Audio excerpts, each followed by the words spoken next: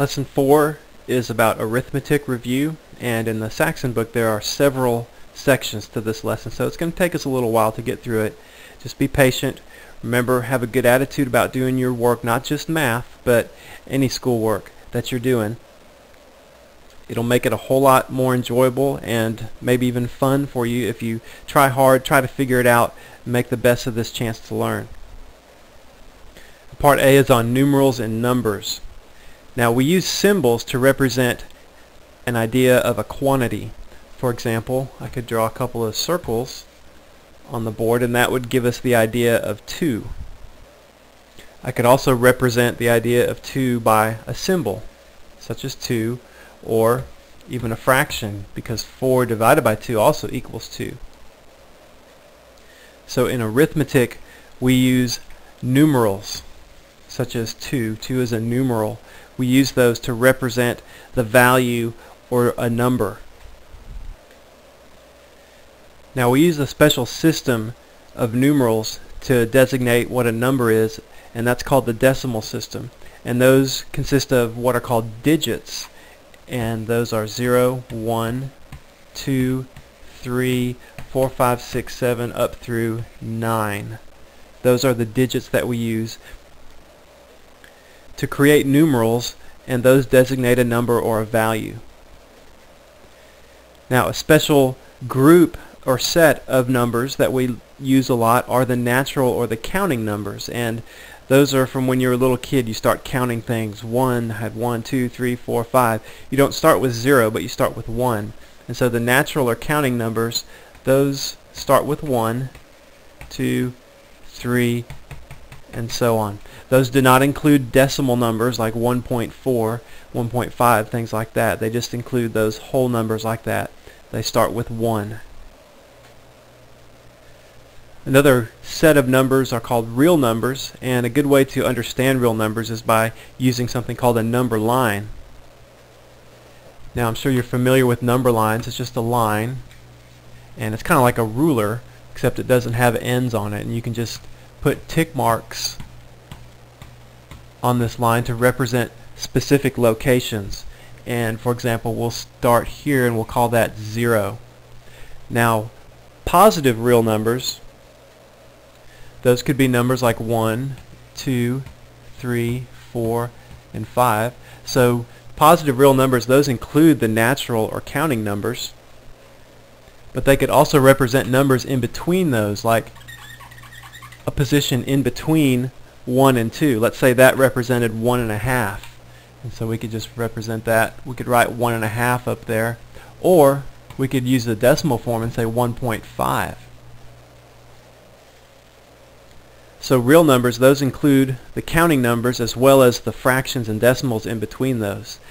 And then also for every positive real number, it has an opposite or negative counterpart.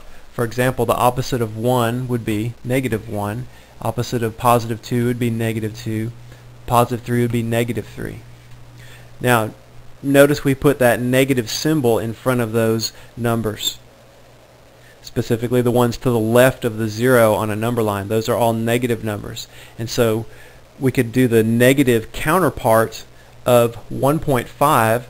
We could put that, I'll put a white dot right there, and we'd say -1.5. So we always put a negative sign in front of those negative numbers. Positive numbers, we don't put a positive sign in front of those. We just understand that those are positive. So number lines, those are helpful in comparing different numbers and different values. Number lines are kind of like a ruler, except that they go on forever in both directions. That's represented by the arrows on the end. And then they can also have negative numbers on them, which you usually don't put on a ruler. Well, let's continue the arithmetic review by working with some multiplication and division of fractions.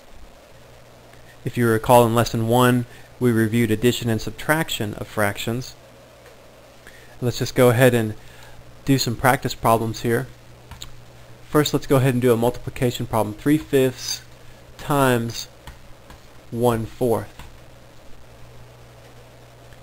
Now let's just think about what that means there. It means 3/5 of 1/4. So just to use a picture to understand what multiplication of fractions means, let's just take a circle, split it into fourths, and let's just think of one of those sections and think of 3/5 of one of those 1/4 sections. So we can split this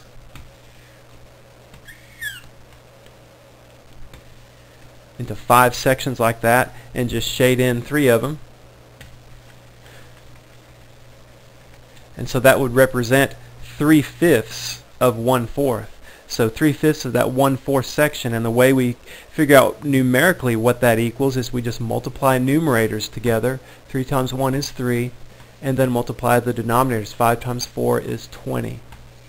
So 3/5 of 1/4 is equal to 3/20. So 3/20, that's a fraction of the entire circle. Basically what that's saying is that that entire circle, we could break that into 20 sections, and 3 of those would be shaded. Let's do a little more complicated fraction multiplication now. 2 1/3 times 5 1/6. Now in addition, we could add the whole number parts and the fraction parts and then combine those together later. You can't do that with multiplication of fractions. You have to convert both mixed numbers into improper fractions first. Let's just review that real quick. I'll do it the long way, and then I'll show you the shortcut on changing a mixed number into an improper fraction.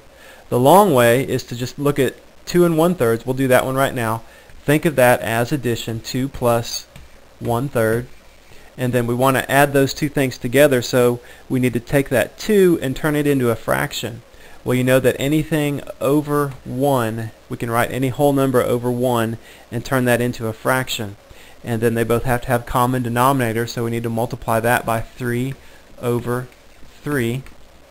And so then we would get 6 over 3 plus 1 over 3. That equals 7/3.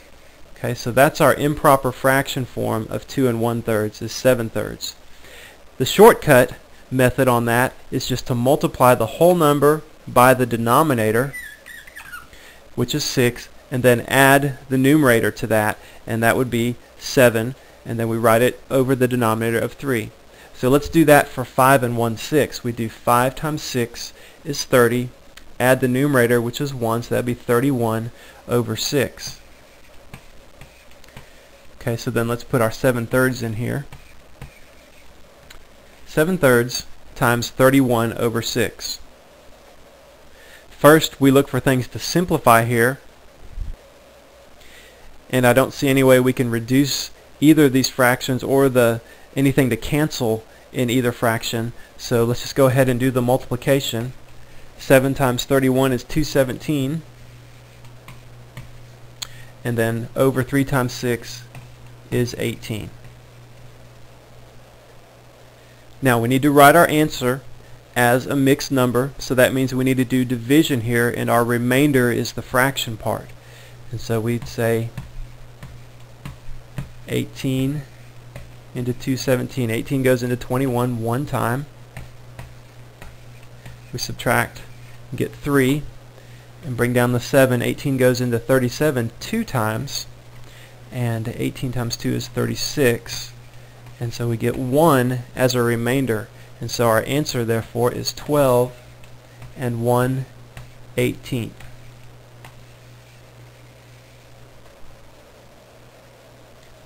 So multiplying complex fractions like that, we have to do a few steps here. First, you convert them into improper fractions, then multiply numerators and denominators together. Simplify, reduce if you can before you do that multiplication.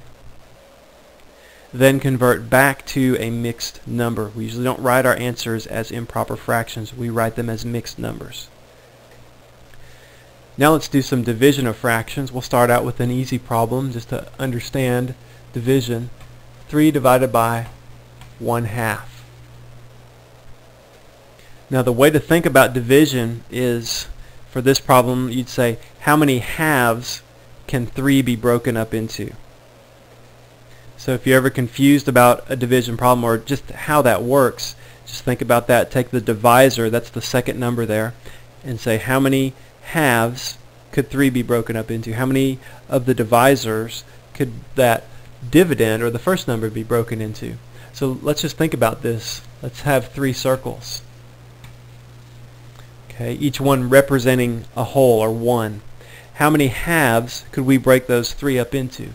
Well, the first one could be broken into 2 halves, the second into 2 halves, and the third into 2 sections that would equal a half. So our answer should be 6 here, 6 halves.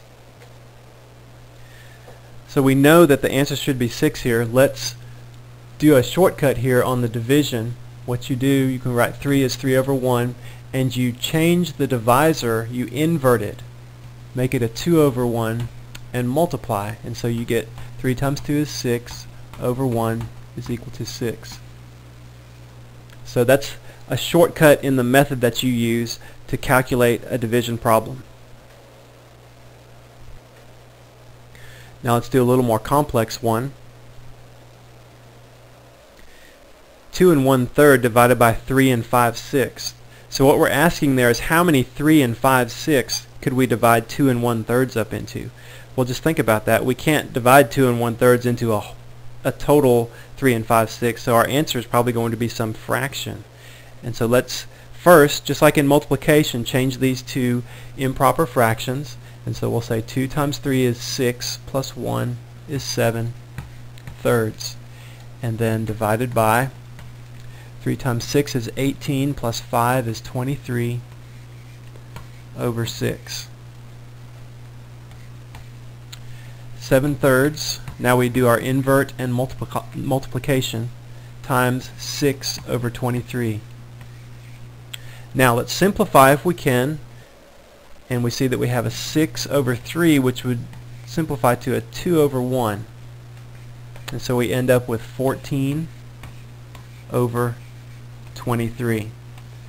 And just like we thought, we get a fraction less than 1 because we were trying to find how many 3 5/6 would go into 2 1/3. We can always check our work to make sure we did it right. We can multiply 14 23rds by 3 5/6 or 23/6. The 23's would cancel. 14 over 6 would simplify to 7 over 3.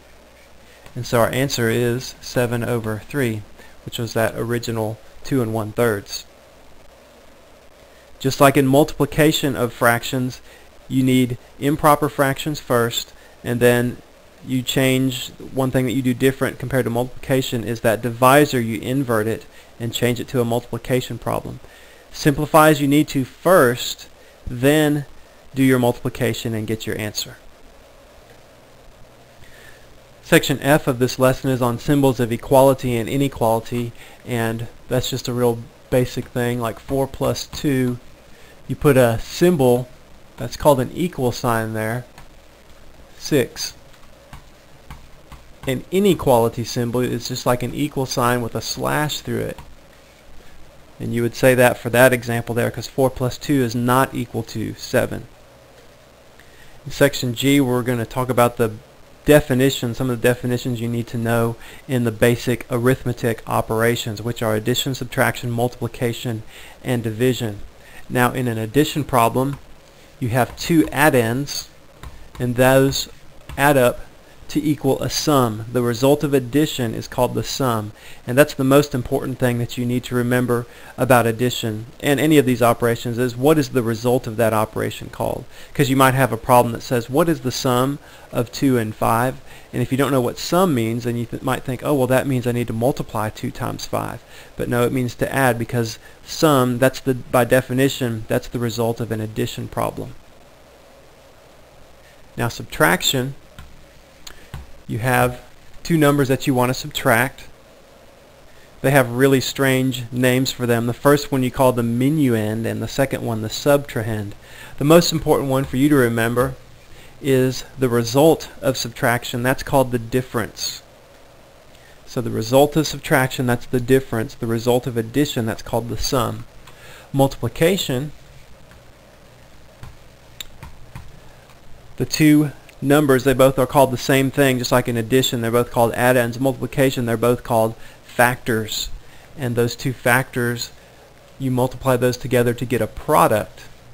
And that's what the number on the right side of the equal sign is called, is a product. And then division, you have a division symbol.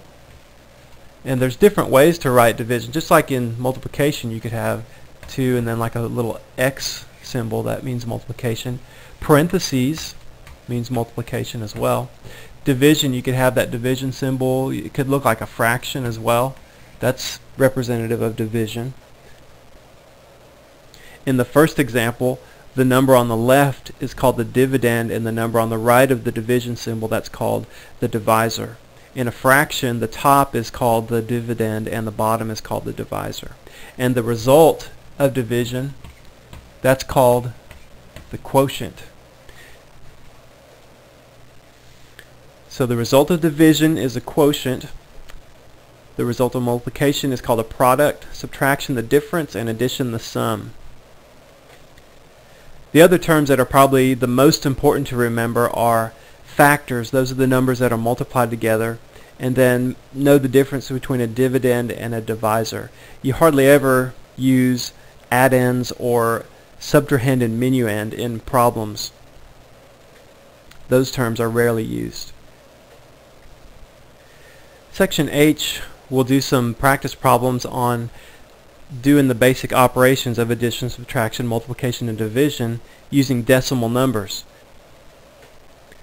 Let's do an addition problem first. 2.7 plus 3.635. Now, the best way to do these is to line up the numbers vertically, and you line the decimal places up. So we'd put the decimal point right above the other one, and then do 635. Doesn't matter which number is on top.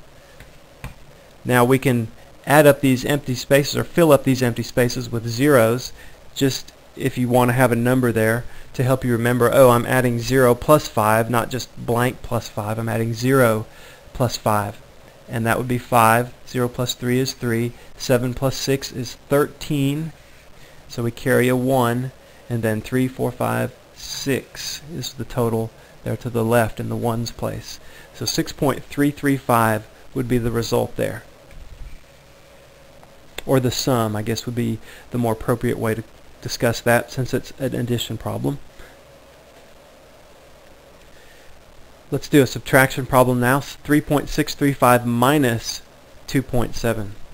Well, I'll just scratch this minus 2.7 out and put it down here. Remember, we still line up the decimal places. In subtraction, that's important as well. Okay, and we can put some zeros in here. And so we'll do 5 minus 0 is 5. 3 minus 0 is 3. And then 6 minus 7, we can't do that. So we need to borrow from the ones place. So we make that a 2 and bring that over here. 16 minus 7 is 9.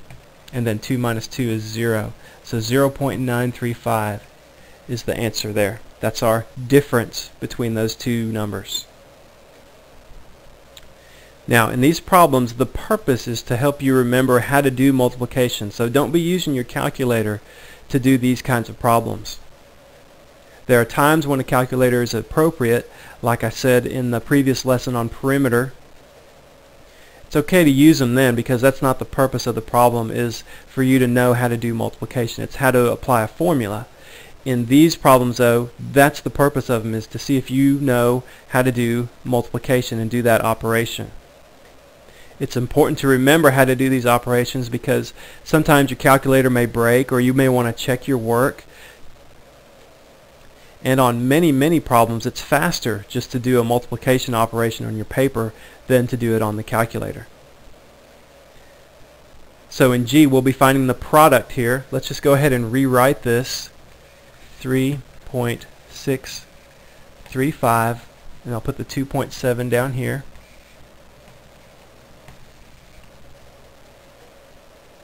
Best way to do multiplication problems with decimals is to ignore the decimal points for now, then you add them back up when you're done with the multiplication.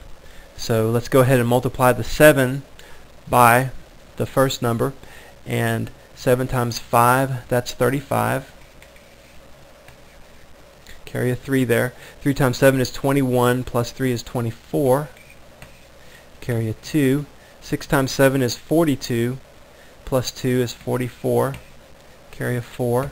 And then 3 times 7 is 21, plus 4 is 25. Now we'll do the 2. 2 times 5 is 10, so that would be a 0 there, carry 1. 3 times 2 is 6, plus 1 is 7. 2 times 6 is 12, so we'll have a 2 down there, carry a 1. 3 times 2 is 6, plus 1 is 7 again. We add these up, and I'm running out of room here, so I'll do the answer over to the right. And so we'd have 5, 4, 1, carry 1, and 5 plus 2 is 7, 8, and then 9. We have 4 decimal places total here, so we start at the right and we move over 1, 2, 3, 4, so it would go between the 9 and the 8. 9.8145. So that's the product of 2.7 times 3.635. If you remember, the way you do place values, or decimal places, is you don't worry about place value until the end. You pretend like the numbers are whole numbers. Ignoring the place value is kind of like multiplying the problem by whatever factors of 10 you need to get rid of the decimal places, and then dividing those back in later. So you could think about it like in this problem, we multiplied everything by 10,000 and we got 98,145, and then we divided back by 10,000 to get the actual answer. We do it that way. We ignore the place value in this multiplication because it's simpler to work with whole numbers than with decimal numbers. Let's do a division problem and figure out the quotient for this problem here. 10.178 divided by 3.635. Now the best way to do these is to rewrite them in long division format. So you put the 3.635, or the divisor, to the left, do your division symbol, then 10.178. Now on these, you also can multiply by factors of 10 to get rid of the decimal places, and that's the best way to do these problems, just because, again, it's easier to work without the decimal places in there. And so we'd move 1, 2, 3, or multiply by 1,000 basically, and we do the same on the inside. 1, 2, 3. So now we've gotten rid of the decimal place, and remember, it's the divisor that you want to get rid of the decimal place for. It doesn't really matter on the dividend. In this case, we did get rid of all the decimal places, but that's not the most important thing. So now we look and we have 3,635, and we think, well, how many times does that go into 10,178? This is a good time to estimate a problem. And so let's just look at 3.635, or think of 3.5, and 3.5 times 2 would be 7. 3.5 times 3 would be 11.5. So 3.635, there's no way it would go into 10.178 3 times, but it should go into it 2 times. And so we put a 2 right there. So then we can do that multiplication of 3.635 times 2, and you get 7.27. Since we're not working with the decimal, it's really 3635 times 2, right? And so that is equal to 7270. So we do the subtraction there. 8 minus 0 is 8. 0. 1 minus 2, we can't do that, so we need to borrow. So we have a 10 there, and we need to change that to a 9. Bring over a 1, and so now we have 11 minus 2 is 9. 9 minus 7 is 2. 2908. So now we include the decimal place, and so it's going to be 2 point. We can add a 0 on the end there and bring that 0 down. 29,080. And so we say, well, 3,635 goes into 29,080 how many times? Now here's where I think it's okay to use a calculator, because you have to kind of guess at what's going to work here. And the best way to do that is just to use a calculator and work through a few numbers, and you just think, well, 3,635 times what is going to equal around 29,000? It's going to be pretty close to 10. So let's try 9. 3,635 times 9 is 32,715, so that doesn't work. So let's go 3,635 times 8, and that actually equals 29,080. It's exactly that. So we'll put an 8 to the right of the decimal place in our quotient, and then 29080 here. Do that subtraction, we get 0, and so our answer is 2.8. And since it's a division problem, we can say our quotient is 2.8. If you're using the Saxon textbook, there's more practice problems, different ones, at the beginning of this lesson if you need some more practice on those. I know this is a long lesson, but we still got a couple of more very important parts to it. And if you need to take a break, you might want to do that now and come on back and finish this lesson up. Now, parts I and J of lesson 4, they kind of go together on unit multipliers and conversions of length. Now, unit multipliers, those are also called conversion factors, and they're called unit multipliers because they have a value of unity or 1. They're always equal to 1. And they're also called conversion factors because a factor, remember we just learned, that's something that you multiply something else by. And you're converting from one unit to another. So the unit part in unit multipliers, that should help you think of this has a value of 1, and it's also dealing with units, so it kind of has a double meaning there, like units of length or time or just whatever. So as an example, let's use something simple. Everybody knows that there's 12 inches in a foot, and so we could say 12 inches equals 1 foot. Now what does that have to do with equaling 1? Well, if you write that as a fraction, just like if you wrote 2 over 2 as a fraction, you know that that equals 1 because the numerator and the denominator are equal. Well, in the same way, 12 inches is equal to 1 foot. Those two values are equal to each other. So 12 inches over 1 foot, that's equal to 1. It has a value of unity or 1. Now it doesn't look like 2 over 2. It doesn't look like the numerator and denominator are the same, but you know that they are the same. You know that 12 inches equals 1 foot. So you don't really worry about the numbers being the same. You just know by experience that 12 inches equals 1 foot. So if you wrote that as a fraction, it would equal 1. And therefore, if you multiplied another value by that fraction, you wouldn't change the value. You just may change the way it looks. And what we're trying to do is change the units. So if you wanted to convert 6 feet to inches, you would write 6 feet, and then you would multiply it by the unit multiplier, 12 inches over 1 foot. And so all of this is multiplication, so that means that the units of feet would cancel because you have feet in the numerator, feet in the denominator. And of course we could always write 6 feet over 1 to make it look like a fraction. When you do conversions, you want to do the multiplication. You kind of work with the number part separate from the unit part. So look at the two numbers in the numerator. 6 times 12 is 72 over 1 times 1. Those are the numbers in the denominator, so that just equal 1. So we can just write our answer 72. And then look at the units that we have left. The feet canceled, and so we've got inches there. That's the unit that we wanted. We were converting feet to inches, and so that's the unit that we put in our answer. 72 inches is the answer. Now, just like in geometry problems like we were doing with perimeter, it's real important that you write your units down. It's the same thing in these unit multiplier problems, because that's the whole purpose of it, is to change the units. And then the number changes because the units change. And so the number part is just as important as the unit part. So don't just write 72 for the answer, like in this problem, write 72 inches.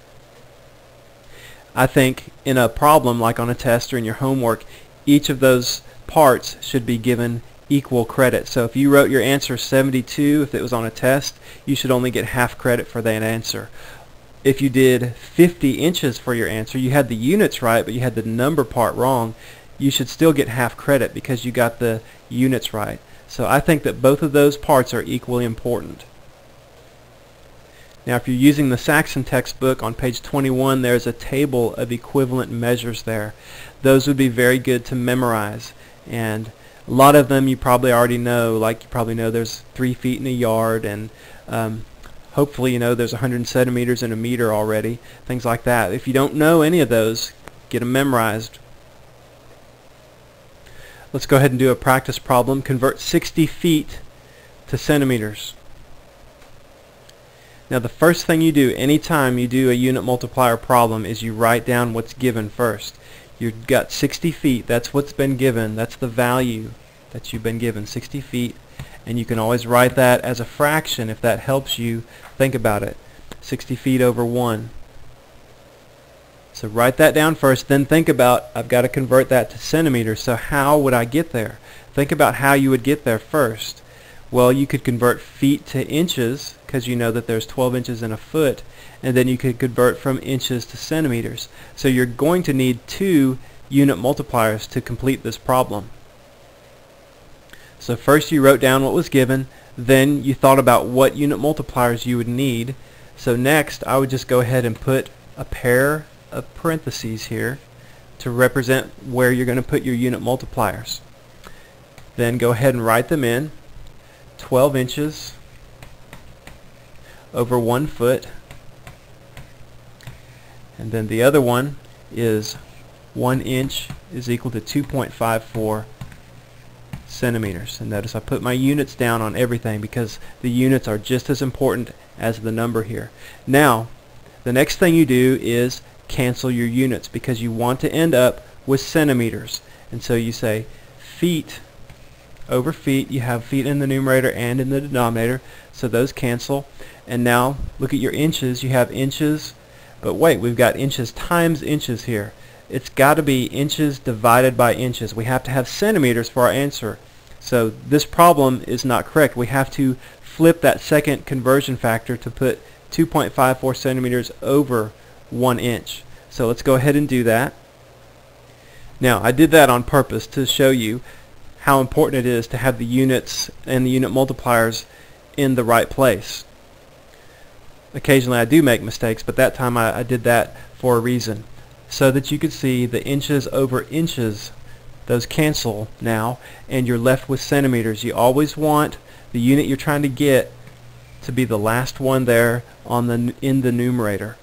Okay, so now all we have to do is do our multiplication. And the way they want the answer in the Saxon textbook is just the factors. So 60 times 12 times 2.54. Those are our factors that we have. The 1 times 1 times 1, we really don't worry about those. It's just understood that those are there, and then our units. So we just write the answer like that. We don't have to multiply it out and figure out the answer. The reason for that is that's not the goal of the problem. The goal is for you to convert and to know how and the steps involved in converting from one unit of length to another. By now you should be able to do multiplication pretty easy. I mean, you could just type that in your calculator. But if you can't do those steps like that to get that answer, then that's a problem. Let's do one more problem. Convert 740 centimeters to kilometers. So first, always what you do on a unit multiplier problem is to write down what's given, 740 centimeters. Then you think about what you need to do to get from centimeters to kilometers. Well, let's just think about it.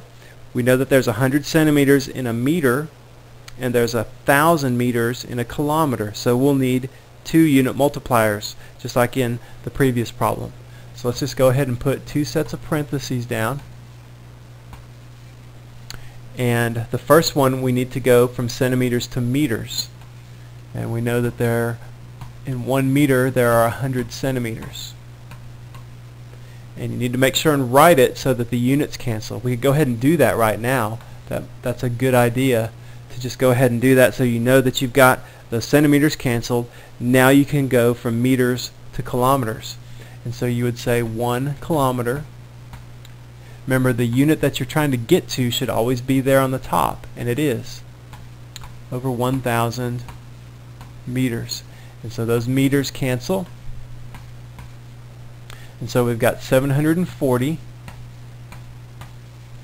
Now we have two values on the bottom or in the denominator, so just multiply those together. 100 times 1,000. Remember, we just write all the factors out in these unit multiplier problems, and then we put our units at the end. We don't actually do the multiplication and division to get an actual numerical answer. Writing the answer like this, 740 over 100 times 1,000, shows that you know the steps that were involved in converting that particular value. Make sure you understand unit multiplier problems. These are really important, especially if you're thinking of going into a science or engineering type of field, because you're constantly having to convert from one type of unit to another, and so you need to just be able to do that very efficiently. Write down the value that's been given first, then think about what conversion factors you need to get to your answer, or to get to the desired units.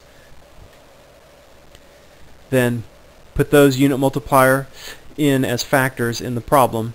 Cancel your units, make sure that they cancel, and make sure that the unit you're trying to get to ends up at the top or in the numerator of the last conversion factor.